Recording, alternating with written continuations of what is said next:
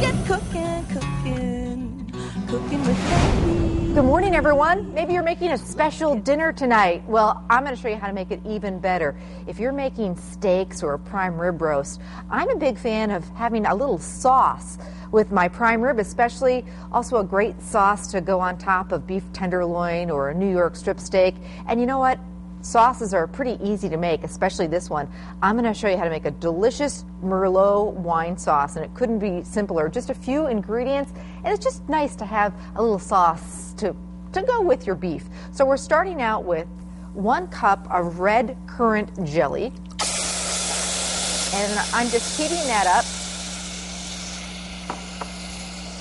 in a saucepan, and I've got 1 cup of beef broth or beef consommé.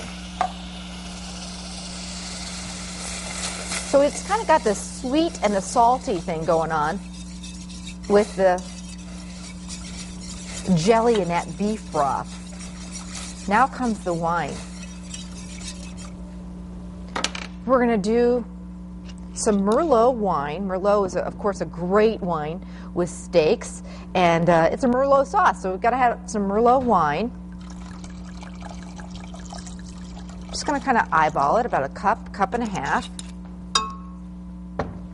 And then I'm going to season this with a little bit of salt and pepper.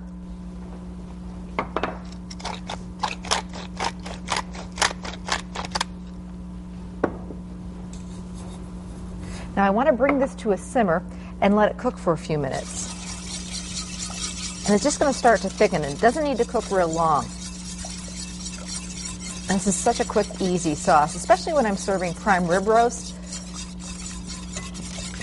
My husband Bob loves horseradish sauce, but sometimes that's a little bit strong for some people, so I like to serve an alternative. So sometimes I'll have a side of horseradish, and then I'll have a side of this merlot sauce too.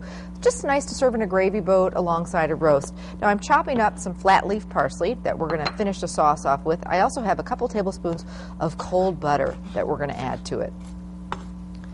I'm a big believer when it comes to entertaining that you don't have to do it all. You know, you can make a wonderful roast or grill up some steaks and then pick up dessert, toss together a salad, make it easy. You want to be enjoying the special people in your life, and you don't want to be in the kitchen the whole time. So I want to bring that sauce to a simmer. We're just about there, and cook it down for about 5 minutes.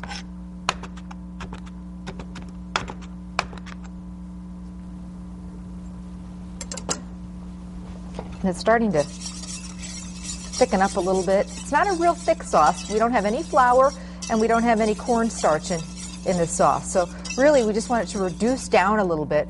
And toward the end I want to add 2 tablespoons of butter. And that will also thicken the sauce and make it a nice rich sauce.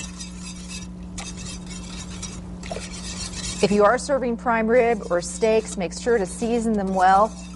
And the other key to a really moist, juicy, not dry piece of beef is, I know you want to carve into it right away. You pull it out of the oven or off the grill and just want to dig right in there. Well, don't. Be sure and let that steak or the prime rib roast rest about 10 to 15 minutes, and that way it'll be nice and juicy before you slice right into it. All right.